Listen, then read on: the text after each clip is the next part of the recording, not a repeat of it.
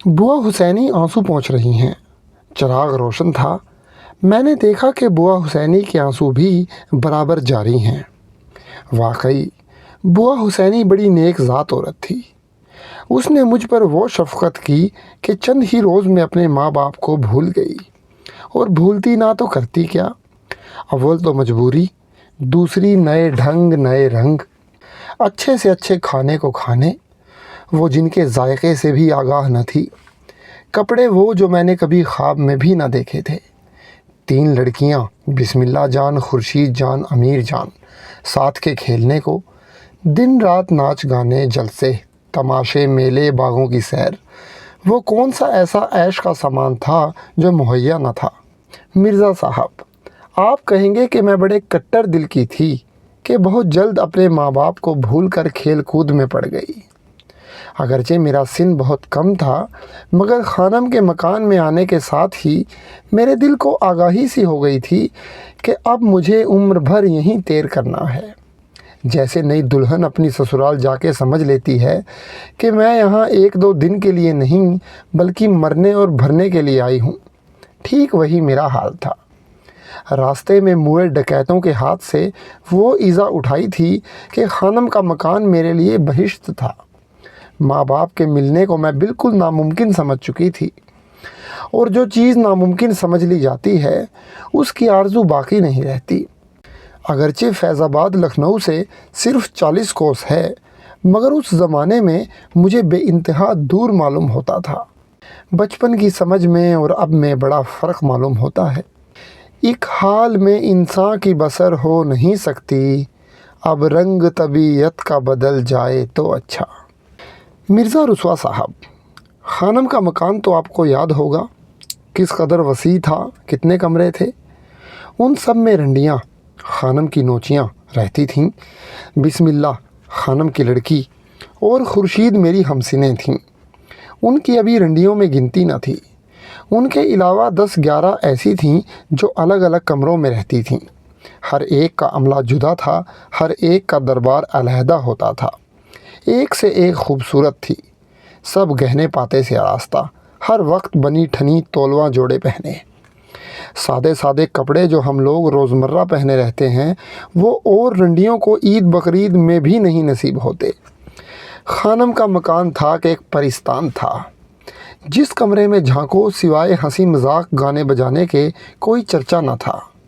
अगरचे मैं कमसिन थी, मगर फिर भी औरत ज़ात बड़ी होशियार होती है, अपने मतलब की समझती थी। बिस्मिल्लाह खुर्शीद को गाते नाचते देखकर मेरे दिल में खुद ब खुद एक उमंग सी पैदा हुई, बजाय खुद गुनगुनाने और थिरकने लगी।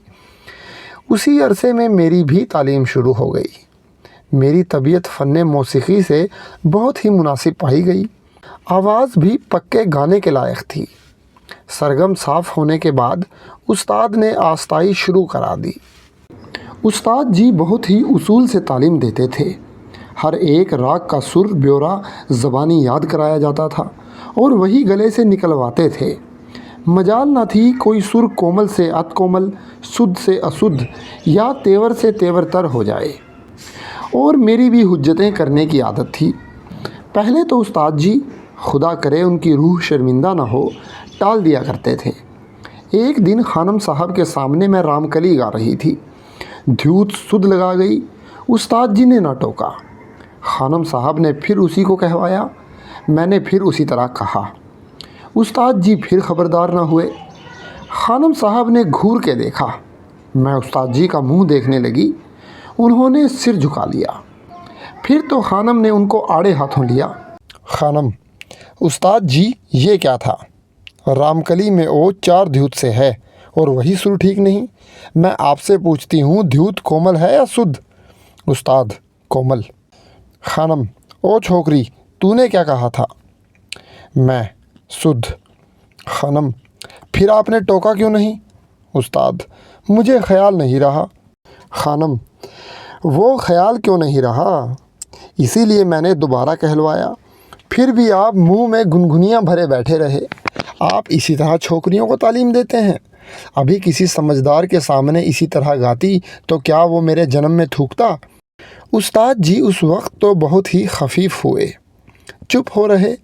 मगर दिल में बात लिए रहे। उस्ताद जी अपने को नायक समझते थे और थे भी ऐसे ही। उस दिन खानम का टोकना उन्हें बहुत ही नागवार हुआ। एक दिन ऐसा इत्तेफाक हुआ कि मैं सोहा गा रही हूँ, खानम भी मौजूद हैं। मैंने उस्ताद जी से पूछा, गंधार इसमें कोमल है या अत कोमल? उस्ताद, अत कोमल। खानम, खान साहब माशाल्लाह, ये मेरे सामने? उस्ताद, क्यों? खानम, और फिर आप मुझी से पूछते हैं क्यों?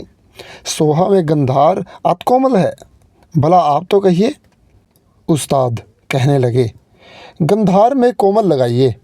खानम, बस आप ही कायल होजिए, खुद आप कोमल कहें और छोकरी को बहकाते हैं या मुझे कसते हैं?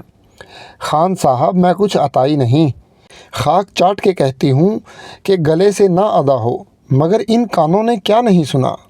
मैं भी ऐसे वैसे घराने की शागिर्द नहीं हूँ। मियाँ ग़ुलाम रसूल को आप जानते होंगे। इन बातों से क्या फ़ायदा? अगर बताना है तो दिल से बताइए, नहीं तो मुआफ़ कीजिए, मैं और कोई बंदोबस्त कर लूँगी। छोकरियों को गारत ना कीजिए। उस्ताद जी, बहुत खूब। ये कह के उठ गए। कई दिन नहीं आए। खानम खुद तालीम देने लगीं। चंद दिनों के बाद खलीफा जी बीच में पड़े। खसमा खसमी हो के मिलाप हो गया। उस दिन से उस्ताद जी ठीक बताने लगे। बताते ना तो करते क्या, वो खानम को इतना ना समझते थे। मुझे उम्र भर हैरत रही कि खानम ज़्यादा जानती हैं या उस्ताद जी, क्योंकि बहुत सी बातें जो खानम से मालूम हुई उस्ताद जी उनको ना बता सकते थे या जानबूझ के बताते ना थे। लाख कसमा कसमी हो चुकी थी, मगर फिर भी ये लोग गुर की बातें नहीं बताते।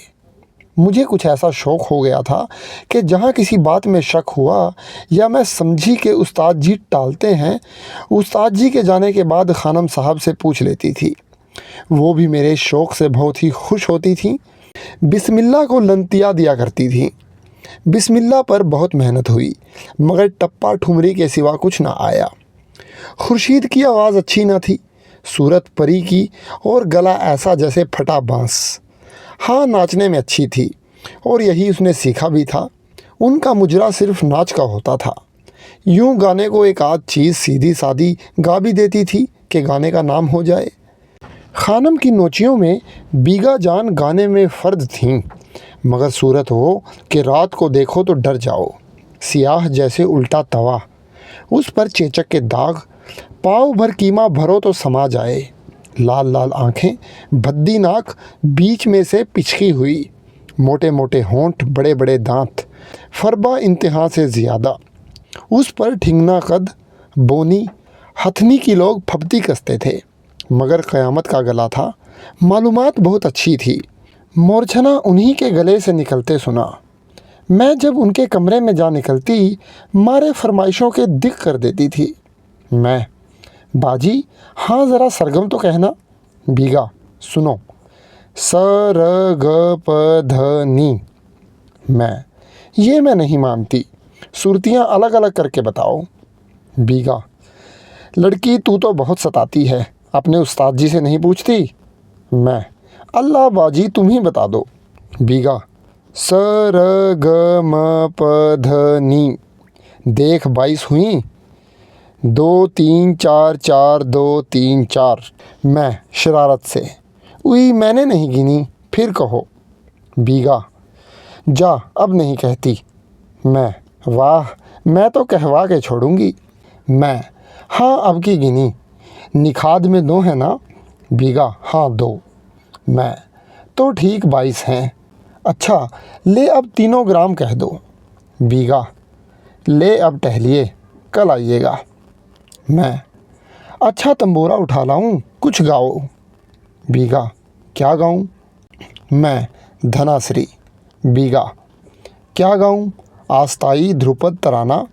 मैं, अल्लाह बाजी ध्रुपद गाओ। बीगा, ले सुन। तन की तब ही मिटे जब पिया को दर्शन भर देखूंगी, जब दर्शन पाऊंगी उनको तभी जी जन्म अपना लिखूंगी। अष्टजाम ध्यान मोहे वाको रहत है, ना जानो कब दर्शन थेलूंगी। جو کو ہو پربھو پیارے سے ملا دے واقع پاؤں میں سیس ٹیکوں گی۔ خانم جان کی نوچیوں کو صرف ناچ گانے کی تعلیم نہیں دی جاتی تھی بلکہ لکھنے پڑھنے کے لیے مکتب بھی تھا۔ مولوی صاحب نوکر تھے، حسب دستور میں بھی مکتب میں بھیجی گئی۔ مولوی صاحب کا نورانی چہرہ، سفید کترواں داڑھی، صوفیانہ لباس، ہاتھ میں عمدہ فیروزے اور عقیق کی انگوٹھیاں، خاک پاک کی تسبیح اس میں سجدہ گاہ بندھی ہوئی، ہر ولی جریب چاندی کی شام بہت نفیس، 1.5 خمہ حقہ، افیون کی ڈبیا پیالی، غرض کے جملہ تقربات آج تک نظر میں ہیں۔ کیا ستھرا مذاق تھا، وزادار بھی ایسے کہ کسی زمانے میں بوا حسینی سے حسب اتفاق کچھ رسم ہو گیا تھا، آج تک اسے نباہے جا رہے تھے۔ بوا حسینی بھی انہیں دین و دنیا کا شوہر سمجھتی تھیں۔ بڑھیا بڈھے میں اس مزے کی باتیں ہوتی تھیں کہ جوانوں کو حوصلہ ہوتا تھا۔ مکان کہیں زید پور کی طرف تھا۔ گھر پر خدا کے دیے گاؤں، مکان، بیوی، جوان لڑکے لڑکیاں سب کچھ موجود تھا، مگر خود جب لکھنؤ میں تحصیل علم کے لیے تشریف لائے یہیں رہے۔ شاید 2-4 مرتبہ گئے ہوں گے۔ اکثر عزیز ملنے کو یہیں چلے آتے تھے۔ گھر سے کبھی کبھی کچھ آیا بھی کرتا تھا۔ 10 روپیہ خانم صاحب دیتی تھیں، یہ سب بوا حسینی کو ملتا تھا۔ کھانے پینے، حقہ، افیون کی طاق بوا حسینی لیتی تھی۔ تحویلدار بوا حسینی تھیں، کپڑا بوا حسینی بنوا دیتی تھیں۔ خانم صاحب بھی مولوی صاحب کو بہت مانتی تھی، بلکہ مولوی صاحب کی وجہ سے بوا حسینی کی عزت کرتی تھی۔ یہ تو آپ کو معلوم ہے کہ میری پرورش بوا حسینی نے اپنے ذمے لی تھی، اس لیے مجھ پر مولوی صاحب کی توجہ خاص تھی۔ یہ تو میں اپنی زبان سے نہیں کہہ سکتی کہ مجھے کیا سمجھتے تھے۔ پاس ادب ماننے ہے، اور لڑکیوں سے زیادہ مجھ پر تاکید تھی۔ مجھ ایسی کندہ ناتراش کو انہوں نے آدمی بنایا۔ یہ انہی کی جوتیوں کا صدقہ ہے کہ جس امیر رئیس کی محفل میں گئی، حیثیت سے زیادہ میری عزت ہوئی۔ انہی کی بدولت آپ ایسے لائق و فائق صاحبوں کے جلسے میں منہ کھولنے کی جرت ہوئی، شاہی درباروں میں شرکت کا فخر حاصل ہوا، اعلیٰ درجے کی بیگمات کے محل میں گزر ہوا۔ مولوی صاحب نے بہت ہی شفقت سے مجھے پڑھایا تھا۔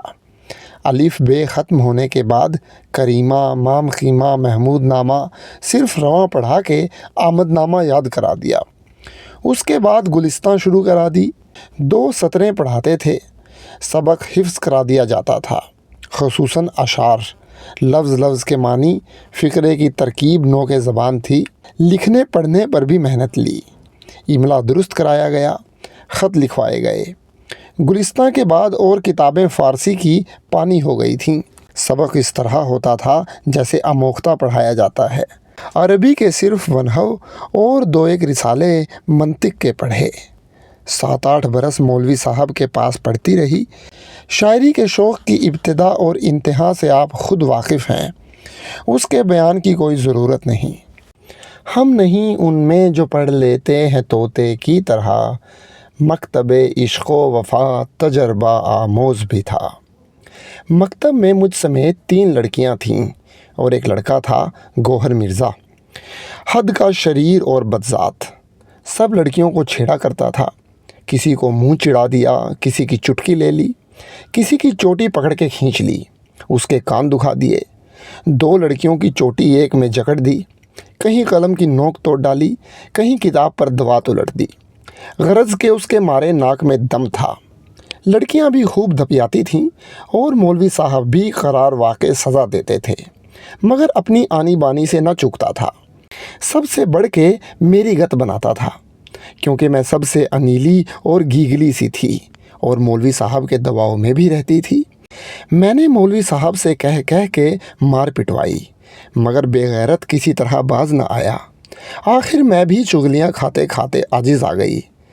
میری فریاد پر مولوی صاحب اس کو بہت ہی بے دردی سے سزا دیتے تھے کہ خود مجھے ترس آ جاتا تھا۔ گوہر مرزا کے اس مکتب میں آنے کا سبب بھی بوا حسینی تھیں۔ نواب سلطان علی خان ایک بڑے عالی خاندان رئیس تھے، توپ دروازے میں رہتے تھے۔